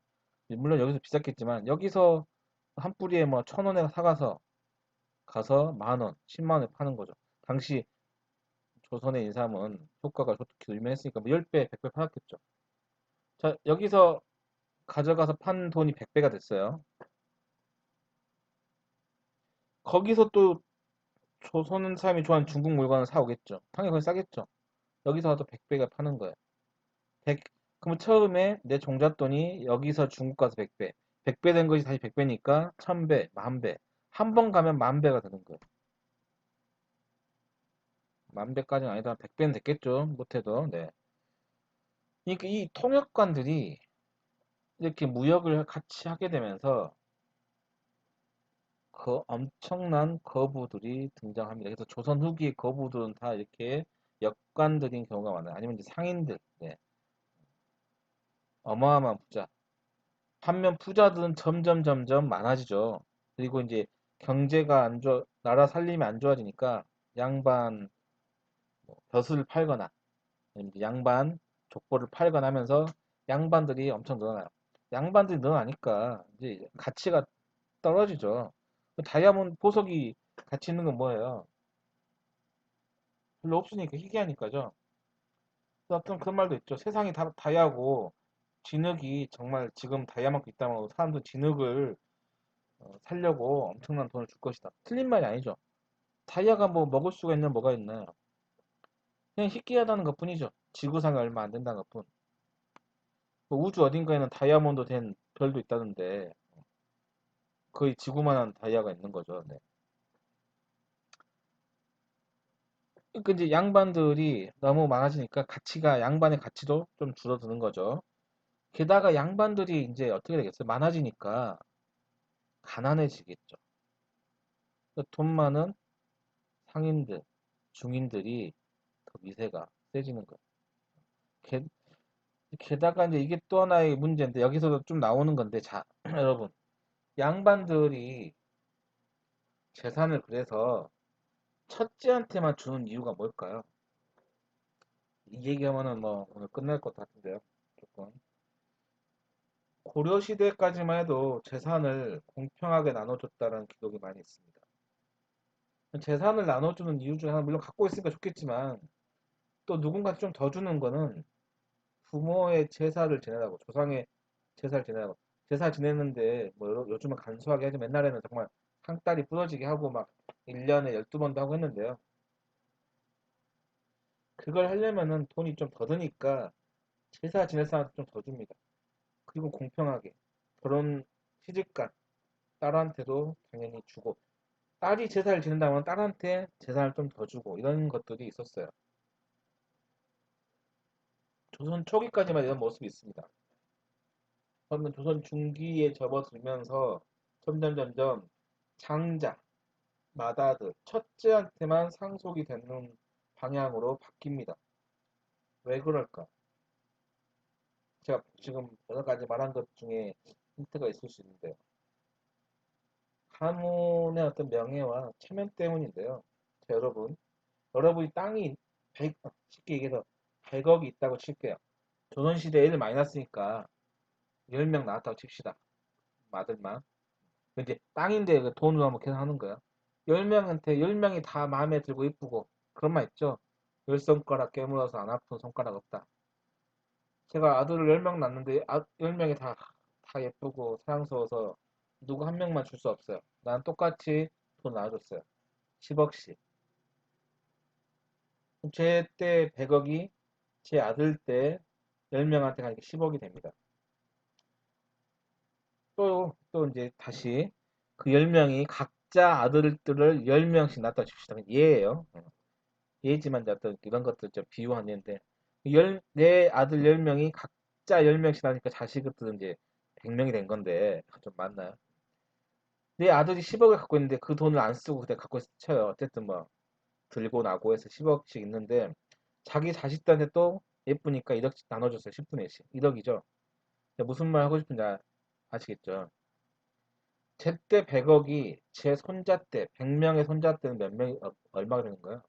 1억이 되는 거죠. 지금 시대에도 100억은 큰 돈이지만 1억은 뭐 아파트도 뭐 1억도 하고 2억도 하고 서울은 뭐 20억도 하고 30억도 하죠. 돈이 부수덕이가 되는 거예요. 반면 나는 우리 가문은 제사를 지내야 돼. 제사를 지낸다는 얘기는 가문의 명예, 체면, 권위니까 정말 상다리가 부러지게 하고 온갖 사람 다 초대해서 술도 먹이고 어, 고기도 먹이고 해야 되는 거야. 나 때는 100억이니까 그냥 펑펑 써도 안 주는데 돈 많이 쓰면 돈이 모이잖아요. 벌리고. 우리가 돈을 못 모으는 거는 종잣돈이었기 때문에 투자할 돈 한 1억이었기 때문에 1억만 있어도 어떻게 뭔가 투자해서 벌 것 같은데 그게 안 되기 때문에 못 하는 거잖아요. 100억이 있으니까 평생 화려한 제사를 1년에 12번 할 수 있어요. 제 손자 때는 1억인데 1억으로 뭘 해요? 못하죠. 그러니까 제사를 지내기 위해서 우리 가문이 이만큼 대단한 집안이라는 자랑을 하기 위해서 재산은 몽땅 첫째한테만 줍니다. 이게 제 해석인데요. 아마 그럴 거예요. 첫째한테만 주는 거야. 첫째는 또 자기 첫째 아들한테만 주는 거죠. 이렇게 하면 재산이 줄 확률이 줄어들죠. 물론 정말 이상한 놈 만나면 재산을 뭐 도박으로 없애고 할 수 있지만 이 그런 확률을 줄이는 거야. 계속 첫째한테만 쭉 가게 그리고 옆에서 그 돈을 허투루 못 쓰게 관리하는 거죠. 집안 사람들이. 그러면 첫째 빼고 나머지 자식들은 다 가난한 거야. 양반이라는 것만 해지. 그리고 자기 이때 재산은 땅이니까 자기 형한테서 그 땅을 빌려서 소작이라 하죠. 하는 거야. 뭐 다른 소작보다 낫겠죠. 자기 형이 주인이고 자기 양반이니까 뭐 형이 자기 땅 뭐 소작을 뺏을 리는 없겠지만 그래도 화려한 삶은 아닌 거죠. 아, 그러면 첫째는 그 모든 재산을 다 받았으니까 행복할까요? 행복할 일이 없죠. 자기 동생들 처음에 어렸을 때는 그렇게 재밌게 뭐 다투기도 하고 놀기도 하고 서로 웃고 울면서 같이 지냈던 그 형제들이 다 가난하게 소장농을 살고 자기만 큰 집에서 호의호식하며 사는데 좋을 리가 없죠. 불편하죠. 그러니까 이게 누구를 위한 거냐? 결국은 그냥 그러면 재산을 다 받은 첫째도 행복하지가 않아. 나머지 형제들도 행복하지가 않아. 단지 내 가문이 이 정도로 큰 가문이다. 이렇게 잔치하면 이렇게 상다리가 부러지게 음식을 장만하는 무슨 무슨 김씨, 무슨 무슨 이씨, 무슨 무슨 박씨다. 이런 자랑을 하기 위해서 하는 거야. 사실은 누구도 행복하지 않은 그런 제도였죠. 제가 이제 이렇게 해석하는 걸 본 적은 근데 이게 서양에서 똑같이 있었어요. 유럽이 유럽은 이제 지금 같은 어떤 국가로 나눠지는 것도 얼마 안 되고 사실 그것도 100년에서 150년 되고 근대화가 되고 나서고요.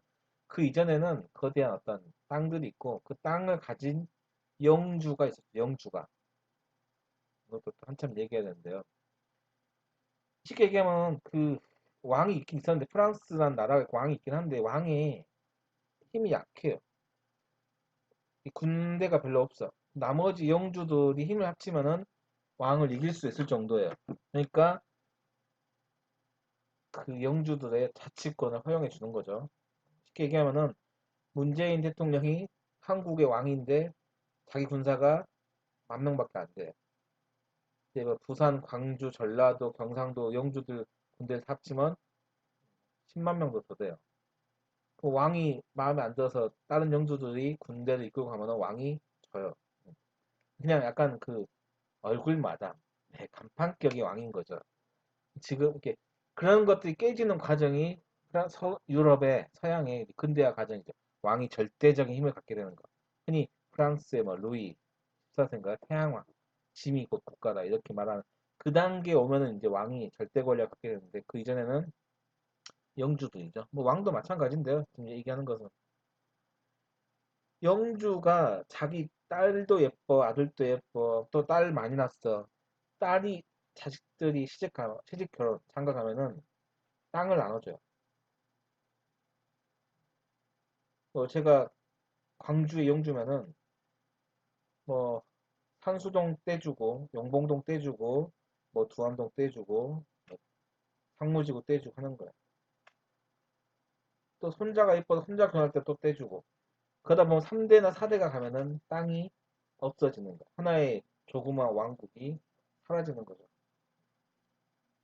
그러니까 이런 것을 못하게 하려고 그 유럽도 장자한테만 땅을 주는 방식으로 가기도 하고요. 아니면 처음에 강성했던 왕국이 나중에는 와해되고 다시 새로운 또 왕이 등장하기도 하고 뭐 그런 것들이 있었습니다.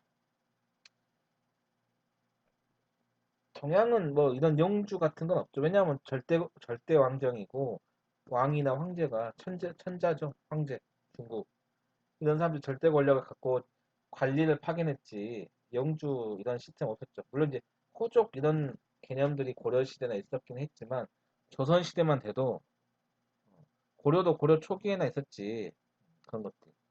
흔히 사병을 못 가지게 했죠. 사병들 개인이. 근데 유럽은 뭐 그런 것들이 한참 후에까지 있었어요. 쉽게 얘기하면 아까 말씀드렸지만 문재인 대통령을 그 시대 뭐 왕이라고 치면 왕이 있고 전라도에는 전라도 영주 또 그 밑에 나주 영주 뭐 목포 영주 광주도 광주 영주. 광주도 영주가 있는데 그 밑에 뭐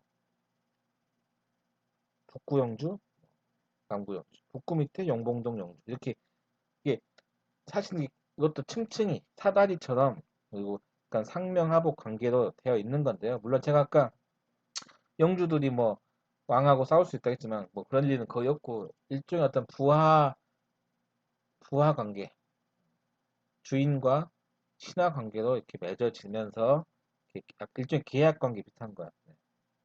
근데 막 무조건적인 건 아니라 일종의 계약 관계로 맺어진 거죠. 그래서 전쟁이 나면서 각자가 군대를 끌고 와가지고 전쟁하면서 성과, 전리품, 뭐 어떤 정복한 땅, 뺏은 보석들을 다 나누는 거죠. 공에 따라서.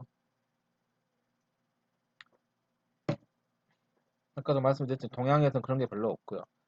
유일하게 있는 데가 쉽게 얘기하면 일본 같은 경우가 좀 비슷했죠. 일본도 각 지역에 어떤 중요한 어떤 세력들이 있었고요. 뭐 오다 노부나가, 도쿠가와 이에야스, 뭐 타케다 신겐, 우에스기 겐시 이런 사람들이 각자 지역에서 이렇게 세력을 형성하면서 쉽게 서양 영주처럼 했던 거죠. 재밌는 게 이제 일본 같은 경우 그래서 근대화도 빨리 됐다 하는 게 유럽 방식과도 좀 비슷해서 그런지 유럽을 금방 따라 배웠어요. 일본이 가장 많이 배운 나라가 어딜까요? 일본과 비슷한. 그리고 일본과 같이 차가 왼쪽으로 다닌 나라. 네, 영국이죠. 그래서 일본은 영국 것을 많이 배워왔어요. 또 특히나 좀 부러웠겠죠. 아, 저긴 섬나라인데 어떻게 저렇게 세계를 다 정복했지? 한때 영국의 별명이 뭐였나요? 한참 잘 나갈 때 해가 지지 않는 나라죠. 왜 해가 안 졌을까? 영국 본토에 해가 지면은 영국의 식민지 중 어딘가 해가 뜨고 거기 해가 지면은 또 식민지 중 어딘가 해가 떠 있기 때문에 영국과 영국의 식민지를 모두 포함하면은 반드시 24시간 중 언젠간 해가 떠 있기 때문에 영국을 해가 지지 않는 나라라고 했습니다. 재밌죠? 일본은 이제 근대화를 하면서 이것저것 많이 배웠어요. 독일 것도 배우고 또 네덜란드 사람들과 교류도 많이 하고 그리고 영국 것을 많이 배우고 이렇게 하면서 이제 근대화가 됐죠. 근데 근대화가 되는데 아시아에서 조금 아시아를 대표하는 역할을 했으면 좋겠는데 서양을 본받아가지고 아시아를 식민지 만들었죠. 특히나 한국을. 이러면서 이제 이때 그 전통 문화가 싸그리 이제 단절된 거죠. 단절됐다고 하지만 지금 우리가 또 이걸 다시 복원하고 있는 거죠. 이게 사실 굉장히 감격스러운 일이에요. 우리가 1945년에 해방이 됐는데 이거는 어떻게 보면은 형식적으로만 해방이 된 거지 정신적으로 해방이 안 됐거든요. 많은 학자들이 해방이란 것은 실제적으로 해방이 되고 나서 실제적으로 100년은 지나야지 정신적인 해방이 된다고 하거든요. 무슨 말이냐면은 우리가 그때 일본이 조선을 어떻게 갖고 놓은 거, 세뇌시킨 거 옛날 어른들이 그런 말 많이 했어. 조선놈은 맞아야 돼. 이게 자기 비하적인 거죠. 조선놈은 뭘 해도 안 돼. 이게 다 일본인들이 와서 우리한테 해놓고 간 잘못된 것들인데 이걸 우리가 이제 배운 거예요. 스스로 세뇌가 당해서. 옛날 어른들이 늘 이런 말 한 거죠. 조선놈은 맞아야지. 조선놈은 몽둥이가 약이야. 그걸 우리가 최근에 극복하고 드디어 일본의 경제적인 종속까지도 뛰어넘으려고 하고 있는 거죠. 그래서 굉장히 감격스러운 일입니다. 일본은 섬나라니까 조선을 너무 탐을 냈어요. 특히나 일본은 이제 자연 환경이 좀 어, 뭐랄까 복잡하죠. 위험한 게 많잖아요. 지진, 뭐, 쓰나미, 화산도 있죠. 폭풍우, 태풍. 그래서 늘 어떤 그거 섬나라니까요. 그래서 늘 육지로 오고 싶어 했고 그 교두보로서 조선도 욕심을 냈던 거고 게다가 일제강점기 때 조선을 꼭 식민지로 만들고 싶고 자기 나라를 만들고 싶었어요. 공을 많이 들였죠. 그래서 공을 들인 게 이 정신을 완전히 세탁하려고 세뇌시키는 거죠. 그래서 종교도 없애고 민속 종교도 없애고 이름도 일본식으로 바꾸고 상투도 자르고 옷도 옛날 못 입게 하고 특히나 가장 악랄한 것은 이제 국어 한국어를 못 쓰게 한 거죠. 일본어만 쓰게 하고 아마도 10년만 더 했다고 10년만 더 통치했다면 아마도 더 완전히 종속돼서 정말 해방이고 뭐고 그냥 우린 일본 사람이야 라고 살았을 수 있을 것 같아요. 지금도 그런데 물론 35년이 길지 짧진 않은데 그러니까 짧지도 않고 길지도 않는 어떻게 보면은 이게 지금 우리가 이 정도나마 빠르게 극복할 수 있었던 것이 그나마 35년 정도 당했기 때문인데 그럼에도 그걸 너무 가혹하게 너무 혹독하게 우리의 얼과 정신과 문화를 다 단절시켜버린 굉장히 큰 잘못을 일본이 했던 거죠. 그런데 이제 우리가 이제 이걸 가지고 막 근대화를 시켰네, 철도를 깔았네, 전기를 했네, 뭐 전화를 놨네 이렇게 하면서 당시 일본이 우리한테 이렇게 잘해줬다 이렇게 생각하면 안 되는 그렇게 말하면 안 되겠죠. 사실은 이때 그래서 우리는 친일파를 청산을 잘 했었어야 했는데 못했어요. 근데 이것도 이제 사실은 할 뻔 했을 뻔 했는데 못했죠. 백범 김구가 와서 권력을 좀 잡고 했다면은 됐을 법했는데 이것도 이제 한국 역사에서 안타까운 건데요. 상해 임시정부에서 군대를 모아가지고 준비해서 조선으로 들어올 모든 그 준비를 마치고 있었죠. 만반의 준비를 했고 곧 갈 건데 일본이 항복을 해버린 거야. 그래서 당시 상해 임시정부 사람들은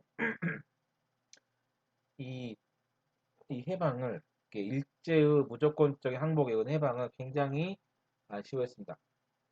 해방된 게 아쉬운 게 아니라 뭔가 좀 과정이 좋지 않은 거죠. 왜? 물론 독립운동도 많이 했고 안중근 의사나 뭐 윤봉길 의사 같은 사람도 있고 하지만 전투를 통해서 우리가 뭔가 책임 있는 모습을 보여줘야 됐던 거죠. 물론 청산리 전투도 있고 하지만 딴 지역에서 한 거잖아요.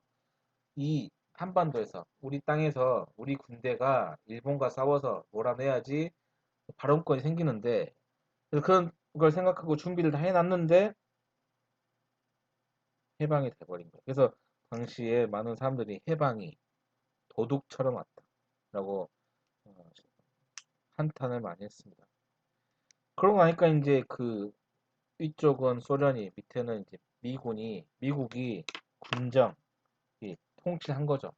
그러다 보니까 미국은 자기 말을 잘 듣는 사람이 필요하고 백범 김구 같은 사람들은 민족주의자니까 뭔가 좀 말을 잘 안 들을 것 같고 그러니까 이제 선택된 사람이 이승만 대통령인 거죠. 이승만이 왔는데 이 사람은 자기 세력이 없어요. 다 김구 선생 같은 사람들도 뭐 상대 안 해주고 당연히 안 하겠죠. 뭐 자기들 정통성이 있으니까 우리 헌법에도 우리는 상해 임시정부였던 그런 것을 이어가잖아요. 이승만은 자기를 받쳐줄 엘리트가 필요한데 관료 집단, 경찰 집단 필요한데 없어요. 없으니까 누굴 해야 돼요? 일제 시기에 경찰 했던 사람, 일제 시기에 관리, 공무원 했던 사람들을 그대로 가져다가 쓴 거죠. 그래서 당시 국민 여론 때문에 친일파들을 잡으려고 하는 반민특위라는 것을 반민족 행위자를 처벌하는 반민특위를 만들긴 했는데 앞에선 만들고 뒤에서는 반민특위를 없애려고 공작을 합니다. 막 테러하고 막 때리고 막 폭력을 행사해서 반민특위를 무용지물을 만드는 거예요. 그래서 이때 당시에 많은 친일파들이 처벌을 피하고 삽니다. 거의 뭐 처벌 받은 사람 몇 명 안 돼요. 그리고 나서 이 사람들 어떻게 살겠어요? 한국 사회에서. 돈은 많지. 이때도 다시 경찰 되고 공무원 되고 이때부터 경찰 공무원 됐고 국가 초기니까 승승장구했겠죠. 이승만의 총에. 상류층이 된 거예요. 고위 공무원, 고위 경찰, 뭐 교수, 뭐 정치인. 게다가 이런 사람들이 뭐 자기의 자식들을 돈 있으니까 잘 가르쳤겠죠. 이런 게 비극이죠. 한국. 친일파의 자식들이 잘 배워서 우리 사회의 상류층이 되니까 좀 이분들이 자기 부모를 욕할 수는 없겠죠. 저도 그건 인지상정이라 생각해요. 그러다 보니까 이제 친일파를 비판하기가 힘든데 이분들이 또 다 굉장히 중요한 사람들인 거예요. 교수고 막 판검사고 다 그렇다는 건 아니고요. 뭐 양심적으로 이런 것들을 문제적으로 생각하는 사람도 있지만 또 뭐 그 자기 부모를 친일파라고 욕하지 못하는 것도 어떻게 보면 가족이 자기 부모를 욕하기도 어려운 일이고 욕할 수도 없는 것이고 또 자기 입장에서 자기가 본 걸로는 뭐 좋은 부모였고 그렇게 된 거죠. 네. 그래서 굉장히 이 안타까운 역사 친일파를 청산하지 못한 것. 그래서 이러한 것들이 어떻게 보면은 오래 갈 거라고 생각했는데 역시나 한국은 굉장히 다이나믹하고요. 저력이 있고요. 그래서 최근에 보면은 또 일본과의 어떤 갈등 속에서 우리가 일치단결하는 거. 하는 것. 제 수업 듣는 사람 중에 일본 선생님은 안 계시겠죠? 네. 어쨌든 역사적인 얘기니까요. 그리고 최근에 경제적으로 종속이 되어 있었던 부분이 있어요. 정신적으로, 경제적으로. 근데 그런 부분들을 최근에 조금씩 극복하고, 이 극복한다는 게 옛날 같으면은 막, 꼭 친일파 자식이 아니고, 약간 뭐 친일파가 아니어도, 일본 하면 약간 좀 지고 들어가는 게 있었어요. 일본인데 대단하지. 뭐 노벨상이 몇 명이야. 막, 선진국이지. 뭐 이렇게 약간 아직도 그 식민지 시대의 정신을 극복하지 못하는 게 있었던 것 같아요. 한 20년 전만 해도. 근데 최근에 점점 점점 그리고 그런 것을 경험하지 않은 신세대들이 등장하면서 이게 이제 무슨 말이냐면은 할아버지 할머니가 일제시대에 살았으니까 그런 정신이 좀 남아있는 거예요. 이렇게 또 가부장도 좀 남아있고 그러니까 막 이제 아까도 말했지만 어른들이 하는 말이 그런 거죠. 조선놈은 맞아야. 조선놈은 뭐 때려야. 조선놈이 뭘 하기 이렇게 그런 가치관이 있고 그게 자식 세대까지도 영향을 끼칠 수 있는데 점점 우리가 고민하고 노력하고 고치려고 하면서 그런 것들 안 쓰게 되는 시대가 조금씩 오고 그런 경험을 덜하는 사람들이 등장하고 일본을 좀 덜 무서워하고 이런 사람들이 등장을 하게 된 거죠. 자, 그래서 요즘 우리가 좀 보면요. 저 나름대로 굉장히 감격스러워하고 있습니다. 100년도 안 갔구나 우리는. 사실은 45년에 해방을 했으니까 한 55년, 75년 굉장히 또 우리 스스로는 이 한국인 학생을 대상으로 하는 게 아닌데요. 뭐 그런 생각을 좀 하고요. 네. 어쨌든 아시아에서 일본이라는 나라는 좀 누구나 다 애증이 있죠. 특이한 나라이기도 하고요. 좀 그런 얘기를 좀 해봤습니다. 뭔가 이게 요즘은 좀 예민할 수도 있지만 어쨌든 간에 역사적인 것을 근거로 해서 이야기를 했고요. 자, 제가 오늘 지금 네, 여기 지금 딱 두 개 했네요. 신분제와. 근데 아까도 말씀드렸지만 이 신분제 이 말 한마디에 이미 뭔가가 다 녹아져 있는 거예요. 어, 방에 쓰는 거, 부엌에 쓰는 거, 헛간에 쓰는 거 달라야 돼. 정해져 있어. 세상은 다 질서가 있는 거야. 질서 떨어지지 마. 라고 하는 사람과 정해진 게 어딨어. 양반 상문 따로 있어라고 하는 것이 이제 사실은 가장 큰 갈등이에요. 이 소설 전반이. 그리고 우리 사회에서도 갈등이죠. 쉽게 얘기하면 이렇게 얘기하는 사람 우리가 정치적으로 뭐라 해요? 보수. 이렇게 얘기하는 사람들은 뭐 양반 상놈 어딨어? 약간 진보 이렇게 할 수 있는 거죠. 보수는 질서를 좋아합니다. 바뀌는 걸 좋아하지 않아요. 왜? 내가 가지고 있는 것들을 지켜야 되니까요. 그러니까 이 사람들은 굉장히 안정지향적입니다. 반면 진보는 다 뒤집어 엎어. 보수는 좀 잘 사는 사람, 있는 사람들이고, 진보는 못 가진 사람, 가난한 사람이. 그래서 이제 진보적인 당 하면은 서민들을 위한 걸 많이 하죠. 한국은 또 좀 특이한 게 서민이나 좀 가난한 사람들이 또 보수 정당을 지지하는 경우도 있는데요. 이것도 뭐 약간의 그 해석을 해보자면 여러 가지 이유가 있을 수 있습니다. 어쨌든 간에. 그렇지만 이제 어쨌든 안정적인 것은 좀 보수, 역동적이거나 좀 바꾸자 하는 것은 진보이고요. 진보는 그래서 평등을 주장합니다. 그거겠죠? 부자나 가난한 사람이다. 똑같아야지. 보수는 자유를 주장합니다. 보수가 왜 자유일까? 돈 가진 사람이 돈 가진 마음대로 하고 싶어 하는 거죠. 진보는 평등, 특히 세금도 이때 평등은 이제 세금도 부자들은 많이 내야지. 그게 이제 이때 평등인 거죠. 반면 자유주의자, 보수주의자는 세금 내는 것도 싫어해요. 내가 열심히 부려서 벌었는데 왜 내가 세금 이렇게 많이 내야 돼? 내가 내 돈 쓰는 것도 내 자유지. 뭐 이런 거거든요. 이런 차이가 좀 있죠. 자, 제가 한국 사회에 대해서 지금 톤프를 얘기하면서 뭐 이 정도 많이 얘기하다 보니까 이제 여기밖에 못했는데요. 자, 여기까지 하고 아마 거의 여기까지 배경일 거고요. 또 얘기하다 보면 다른 많은 이야기를 할 수 있을 것 같습니다. 오늘은 여기까지 하겠습니다. 네, 수고 많으셨습니다.